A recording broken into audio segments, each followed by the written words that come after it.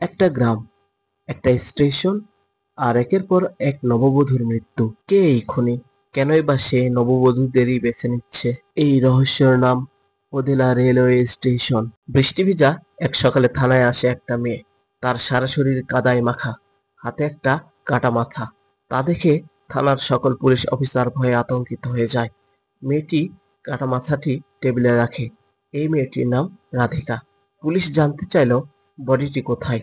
মেয়েটির ইনফরমেশন ও লোকেশন অনুযায়ী পুলিশ ঘটনাস্থলে পৌঁছায় এবং বডিটি উদ্ধার করে। 2022 সালের একটি তেলেগু ভাষায় ক্রাইম থ্রিলার চলচ্চিত্র, যা তেলেঙ্গানার ওদেলা গ্রামে ঘটে যাওয়া বাস্তব ঘটনার উপর ভিত্তি করে নির্মিত। চলচ্চিত্রটি পরিচালনা করেছেন আশোক তেজা এবং চিত্রনাট্য লিখেছেন সম্পদ নন্দী। মূল চরিত্রে অভিনয় করেছেন হেবা পাটেল, সাই রোনাক এবং বাসিস্ট এন সিনহা। ওদেলা গ্রামে একের পর এক খুন হতে লাগলো নববধূরা। আজ বিয়ে তো কাল লাশ। গ্রাম জুড়ে নেমে আসে আতঙ্ক আর বিষাদের ছায়া। এই সময় গ্রামে আসে এক তরুণ পুলিশ অফিসার অনুদীপ। তার প্রথম পোস্টিং, প্রথম চ্যালেঞ্জ এই রহস্যময় খুন। ঘটনাস্থলে তদন্ত চলতে থাকে।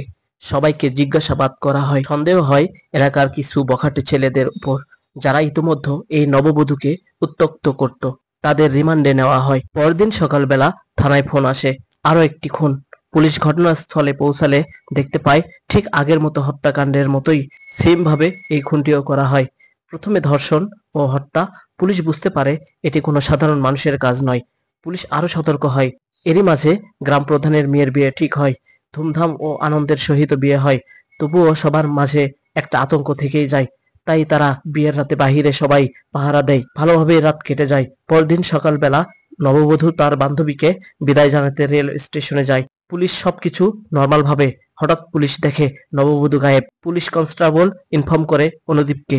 ক্ষেতের মাঝে অনেক খোঁজাখুঁজির পর সাইকো কিলারকে দেখতে পাই। সাইকো কিলার পালানোর চেষ্টা করে। অবশেষে কিলার ধরা পড়ে। এ তো তিরুপতির ছোট ভাই চান্দু। পুলিশ চান্দুকে থানায় নিয়ে যায়। এদিকে গ্রাম প্রধান থানায় আসে চান্দুকে নিজ হাতে শাস্তি দেবে বলে। এদিকে তিরুপতি আর রাধিকা থানায় আসে চান্দুকে ছাড়ানোর জন্য।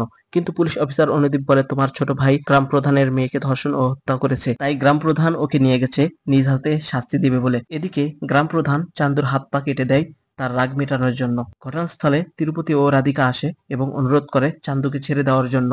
কিন্তু গ্রাম প্রধান কিছুতেই চান্দুকে ছাড়বে না। তিরুপতি আর রাধিকা যায় গ্রামের অন্যান্য প্রধানের কাছে, কিন্তু কেউ তাদের কথা শুনে না। এদিকে পুলিশ অফিসার অনুদীপ গ্রাম প্রধানকে ফোন দেয় এবং বলে, স্যার, নতুন একটা মেয়ে ধর্ষণ ও খুন হয়েছে, চান্দু খুনি নয়। পুলিশ অফিসার জানে চান্দু খুনি নয়। গ্রাম প্রধান চান্দুকে ছেড়ে দেয় এবং তিরুপতি আর রাধিকার কাছে মাফ চায়। তবে আসল খুনি কে, এটা ভাবতে ভাবতে সে নিজেই সিদ্ধান্ত নেয় বিয়ে করবে। অবশেষে অনুদীপ বিয়ে করে এবং সকল কাজ তিরুপতি ও রাধিকা সম্পন্ন করে। বিয়ের রাতে হঠাৎ রাধিকার ঘুম ভেঙে যায় এবং তার পিপাসা লাগে। পানি পান করার সময় হঠাৎ উপর থেকে তার স্বামীর একটি বাক্স নিচে পড়ে। রাধিকা বাক্সটি খুলে দেখে যেই নববধূগুলো খুন হয়েছে তাদের গহনা। সেই সত্যতা যাচাইয়ের জন্য খুন হওয়া নববধূদের বাসায় যায় এবং সবাইকে গহনাগুলো দেখায় এবং বলে তাদের কিনা।